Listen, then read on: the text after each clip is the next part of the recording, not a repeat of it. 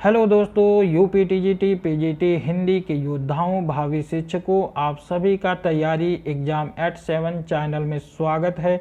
दोस्तों, हम देख रहे हैं यूपी टीजीटी पीजीटी हिंदी घटना चक्र सीरीज 2020। उद्देश्य यूपी टीजीटी पीजीटी हिंदी शिक्षक 2020। इसके पहले हम भाग 6 देख चुके हैं। आज हम भाग 7 देखेंगे।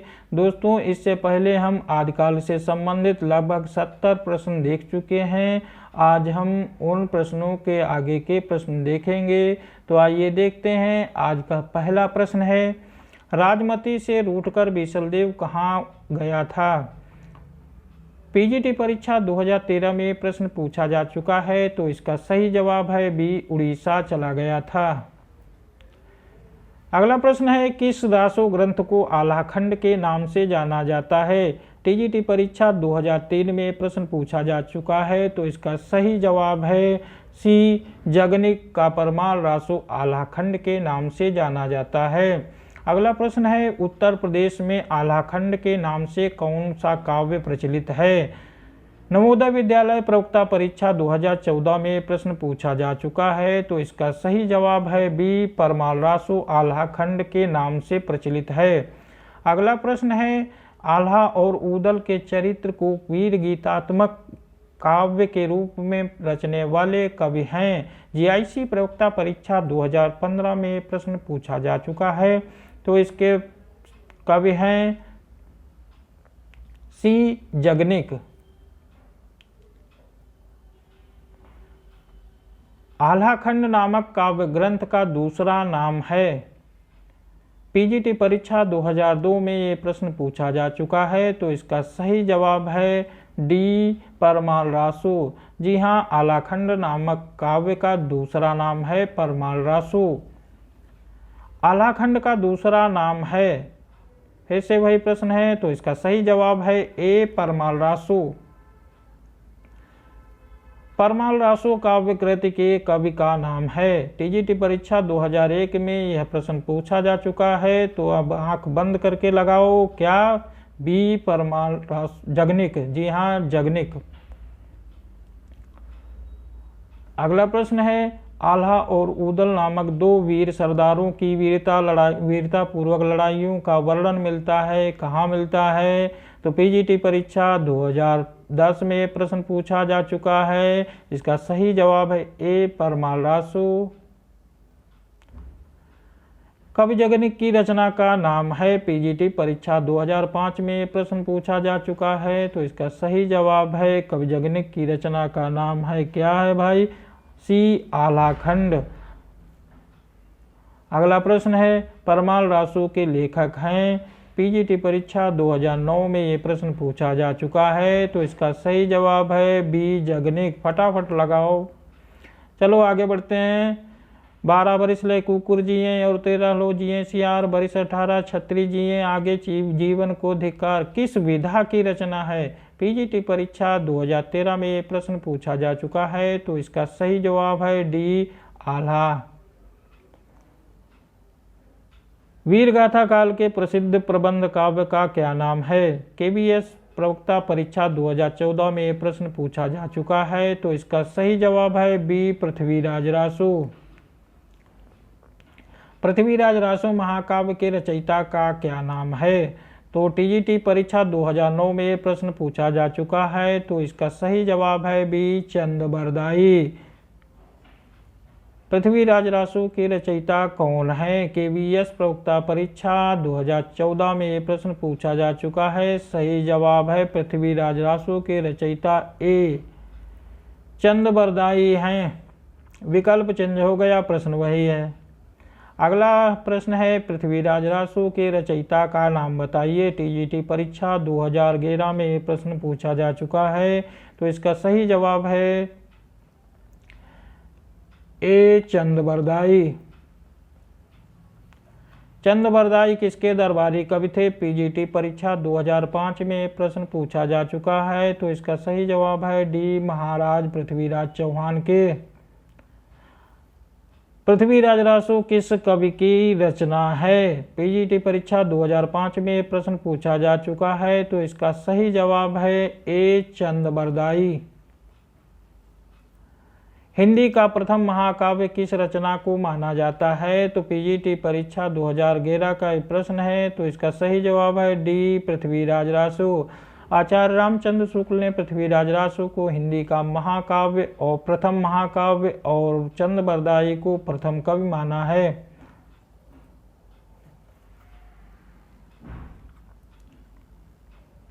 सूची 1 का मिलान सूची 2 से कीजिए और दिए गए कूट से सही उत्तर का चयन कीजिए। तो भैया मिलाइए किसका कौन सही है। बीसल देव रासो नरपतनाल ए का दूसरा सही है। फिर आता है पृथ्वीराज रासो, बी का पृथ्वीराज रासो के रचयिता हैं चंद बरदाई, तो बी का होता है चौथा। फिर आता है परमाल रासो के रचयिता का नाम जगनिक, तो इसका सही जवाब है ए, सी का पहला और डी का तीसरा दलपत विजय। कुमार रासो के रचयिता दलपत विजय। तो इस प्रकार कौन सा विकल्प सही हुआ? बी। अगला प्रश्न है कुमार रासो के रचयिता कौन हैं? तो इसका सही जवाब है कुमार रासो के रचयिता दलपत विजय हैं। आदिकालीन हिंदी काव्यधारा में उपलब्ध नहीं है। पीजीटी परीक्षा 2004 में प्रश्न पूछा जा चुका है, तो इसका सही जवाब है सी, सिख साहित्य। आदिकाल में जैन साहित्य, सिद्ध साहित्य, नाथ साहित्य, रासो साहित्य, लौकिक साहित्य ये सभी हैं, जबकि सिख साहित्य नहीं है। जैन साहित्य, सिद्ध साहित्य, नाथ साहित्य, लौकिक साहित्य सब हैं, सिख साहित्य नहीं है। अगला प्रश्न है संवत 1050 से 1375 की कालावधि में लिखे गए हिंदी साहित्य का वीर गाथा काल के रूप में नामकरण किसने किया था? केबीएस प्रवक्ता परीक्षा 2014 में प्रश्न पूछा जा चुका है, तो इसका सही जवाब है बी, आचार्य रामचंद्र शुक्ल। जी हाँ, आचार्य रामचंद्र शुक्ल। आचार्य रामचंद्र शुक्ल के अनुसार हिंदी साहित्य के आदिकाल की समय सीमा है। पीजीटी परीक्षा 2002 में प्रश्न पूछा जा चुका है, तो इसका सही जवाब है ए, विक्रम संवत 1050 से विक्रम संवत 1375 तक। फिर आता है अगला प्रश्न है निम्नलिखित में से कौन वीर गाथा काल की रचना नहीं है? टीजीटी परीक्षा 2005 में प्रश्न पूछा जा चुका है, तो इसका सही जवाब है डी, भक्तमाल। संदेश रासक वीरगाथा काल की रचना है। जयमंक जस चंद्रिका मधुकर कवि की रचना है, ये भी है। आलाखंड जगनिक की रचना है, ये भी है। संदेश रासक अब्दुल रहमान की रचना है। इनमें से कौन सा कवि आदिकाल का नहीं है? पीजीटी परीक्षा 2011 में प्रश्न पूछा जा चुका है, तो इसका सही जवाब है सी, नावादास आदिकाल के कवि नहीं हैं, बाकी सभी कवि आदिकाल के हैं। इनमें से कौन सी रचना आदिकाल की नहीं है? पीजीटी परीक्षा 2011 में प्रश्न पूछा जा चुका है, तो इसका सही जवाब है आदिकाल की। इनमें से कौन सी रचना आदिकाल की है? तो इसका सही जवाब है बी, विद्यापति। सूरसागर, बीजक, भ्रमर गीत ये सभी रचनाएं भक्तिकाल की हैं। आदिकालीन साहित्य का प्रमुख रस है। पीजीटी परीक्षा 2005 में प्रश्न पूछा गया है, तो इसका सही जवाब है वीर रस। जी हाँ, वीर रस आदिकालीन साहित्य का प्रमुख रस है।